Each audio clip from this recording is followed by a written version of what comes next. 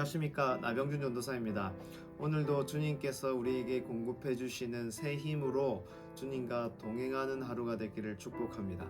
오늘 함께 나눌 말씀은 누가복음서 20장 9절에서 19절 말씀입니다. 함께 읽어보겠습니다. 그가 또 이 비유로 백성에게 말씀하시기 시작하니라. 한 사람이 포도원을 만들어 농부들에게 새로 주고 타국에 가서 오래 있다가 때가 이름에 포도원 소출 얼마를 바치게 하려고 한 종을 농부들에게 보내니 농부들이 종을 몹시 때리고 거저 보내었거늘 다시 다른 종을 보내니 그도 몹시 때리고 능욕하고 거저 보내었거늘 다시 세 번째 종을 보내니 이 종도 상하게 하고 내쫓은지라.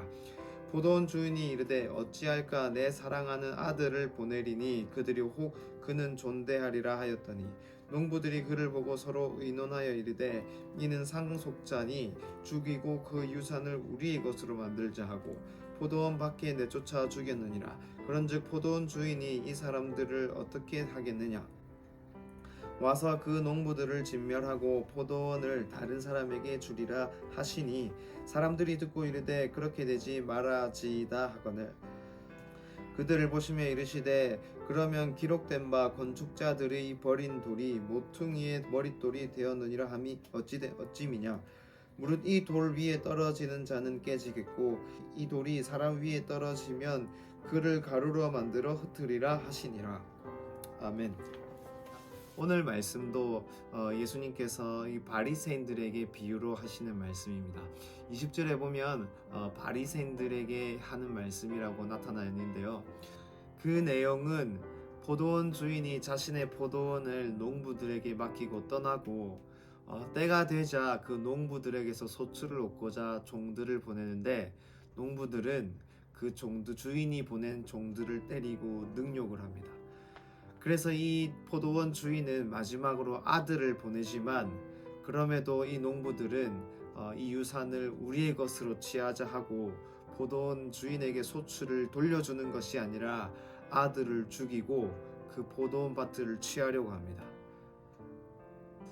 그러자 포도원 주인은 그 포도원을 그 농부들에게 뺏어서 다른 사람에게 주어야 하리라 라고 예수님께서 말씀을 하시죠. 그런데 예수님은 이 비유의 그 마지막 부분에 시편 118편 말씀을 인용하십니다. 건축자들이 버린 돌이 모퉁이의 머릿돌이 된다라는 말씀인데요. 흔히 예수님의 직업이라고 하면 목수라고 생각을 하시는데요. 맞습니다. 이 목수도 맞습니다. 헬라어 원어로 보면 테크톤이라고 하는데 테크톤이 목수이기도 합니다. 하지만 이 목수라 생각하면 나무를 다루는 사람이죠. 그런데 이스라엘 예수님 당시에 이스라엘을 생각해 보면 대부분의 집은 나무로 지어진 것이 아니라 돌로 지어졌습니다. 그런데 우리가 목수라고 생각하는 것은 아마 킹 제임스 버전의 성경으로부터 영향을 받은 것으로 생각됩니다. 영국의 그 제임스 왕 때에 대부분의 집들은 나무로 지어졌기 때문에 그 당시에 성경을 영어로 번역할 때에 이 테크톤을 목수, 영어로 카펜터라고 번역을 했던 걸로 추정이 됩니다. 그래서 우리의 그 성경도 목수라고 생각하는데 이 테크톤의 원래의 이스라엘 당시의 상황을 가지고 테크톤을 보면 목수라기보다는 돌을 깎는 석공에 가깝고, 그렇다면 예수님의 직업은 목수라기보다는 석공, 그리고 특별히 집을 짓는 석공, 그렇다면 이 건축가의 예수님의 직업은 건축가라고 보는 것이 더 정확하지 않나라고 생각합니다. 그런데 17절에 보면 건축가가 돌을 버리는데 그 돌이 모퉁이 돌이 된다는 것을 나타내고 있습니다. 건축가는 모퉁이 돌, 그 집의 기초가 되는 모퉁이 돌을 절대 버릴 수가 없습니다. 건축가가 모퉁이 돌이 될 만한 돌을 알아보지 못한다는 것은 말이 안 되죠. 그런 어리석은 건축가가 어디 있겠습니까?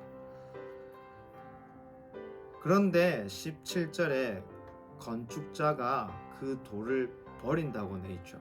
이 비유는 바리새인들에 대한 비유로 그 돌들을 모퉁이 돌이 될 만한 돌들도 알아보지 못하는 그 바리새인들, 그러한 사람들을 건축자에 대해서 모퉁이 돌을 버려버리는 이 건축자로 예수님이 비유로 설명하고 계십니다.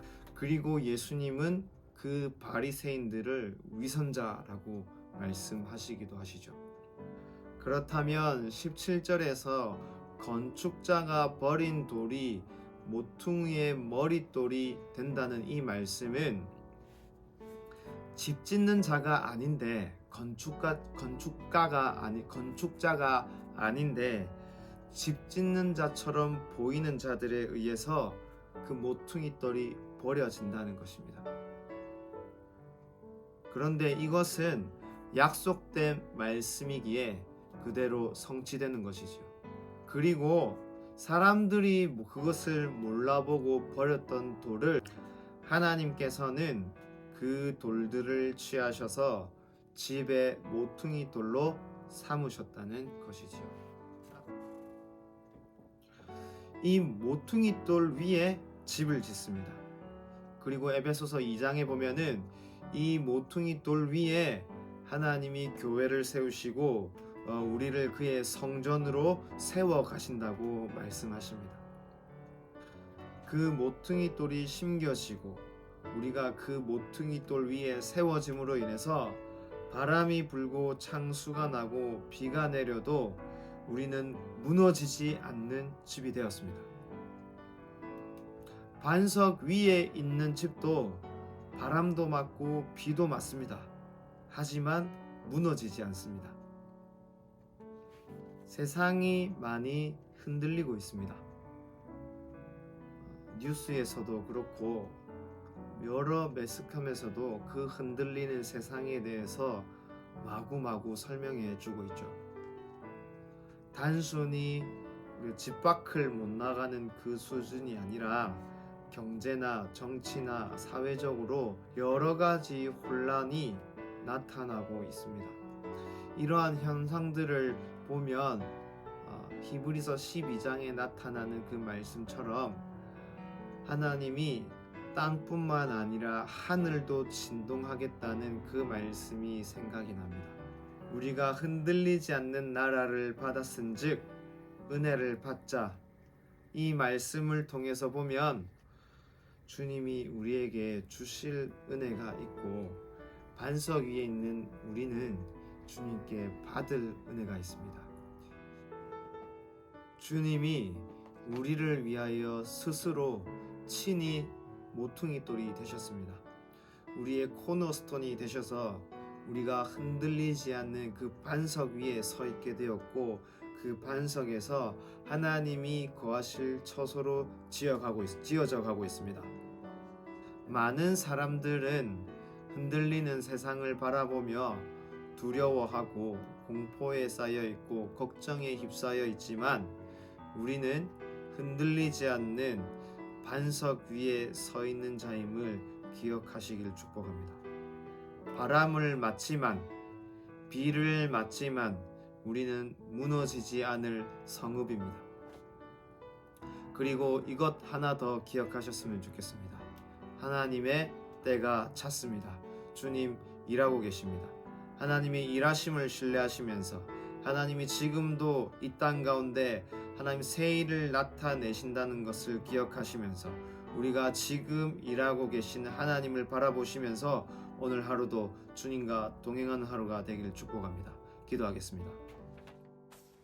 주님 감사합니다. 하나님 우리에게 흔들리지 않는 그 나라를 주심에 감사드리고 그 흔들리지 않는 그 반석 위에 우리를 세우심에 감사하고 그리고 그 반석 위에 우리가 그 교회로 주님의 몸된 교회로 지어져 가고 자라가게 하심을 감사합니다.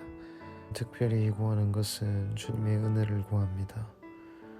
어둠 가운데 빛이 비춰지는 은혜, 막힌 문들이 열려지는 은혜, 고치고 싸매시는 은혜, 회복해 되는 은혜를 구합니다. 주의 자녀들에게, 특별히 큰숙교회 모든 우리 가족들에게 주님의 보혈로 함께하여 주시고 주의 은혜와 주의 자비와 주의 임재로 덮어 주시옵소서. 우리의 주인 되신 주님, 온 땅 위에 지존자 되시고 우리의 참된 하나님 되신 주님, 주님 감사합니다. 우리를 자녀 삼으셔서 이토록 놀라운 은혜 위에 함께하게 하심을 감사하며 이 시간 살아계신 예수 그리스도의 이름으로 기도드립니다. 아멘.